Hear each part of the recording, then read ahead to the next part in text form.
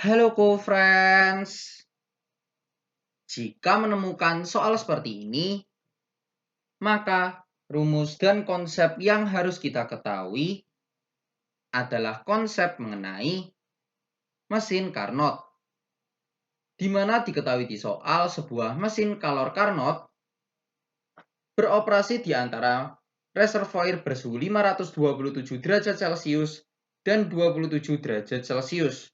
Maka suhu reservoir tingginya atau T1-nya bernilai sebesar 527 derajat Celcius atau perlu kita ubah ke dalam satuan Kelvin, yaitu bernilai sebesar 800 Kelvin. Karena derajat Celcius menuju Kelvin tinggal kita jumlahkan dengan 273. Selanjutnya T2 atau suhu reservoir rendahnya bernilai sebesar 27 derajat Celcius atau sama dengan 300 Kelvin. Kemudian dikatakan, jika mesin tersebut menyerap kalor sebesar 4000 Joule, maka Q1-nya bernilai sebesar 4000 Joule. Ditanyakan adalah nilai dari usahanya dari mesin Carnot tersebut adalah berapa atau usaha yang dilakukan oleh mesin Carnot. Untuk mengerjakan soal seperti ini, kita perlu cari nilai dari Q2 atau kalor yang dilepaskan oleh mesin Carnot tersebut.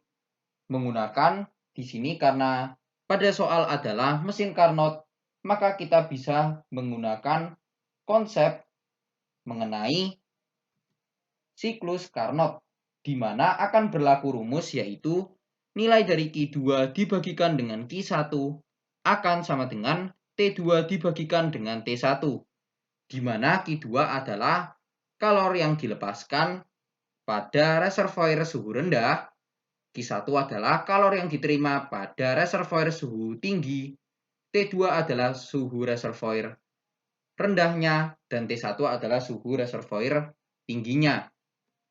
Sehingga jika kita masukkan Q2 dibagikan dengan 4000 akan bernilai sama dengan T2-nya yaitu 300 dibagikan dengan T1-nya yaitu 800.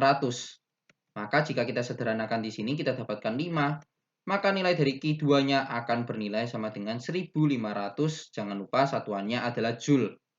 Nah, karena di sini yang ditanyakan adalah usaha yang dilakukan oleh mesin, maka perlu kita ketahui rumusnya usaha yang dilakukan oleh mesin akan sama dengan nilai dari Q1 dikurangkan dengan Q2, di mana W adalah usaha yang dilakukan oleh mesin Carnot tersebut, Q1 adalah kalor yang diterima oleh mesin Carnot tersebut, Q2 adalah kalor yang dilepaskan oleh mesin Carnot tersebut.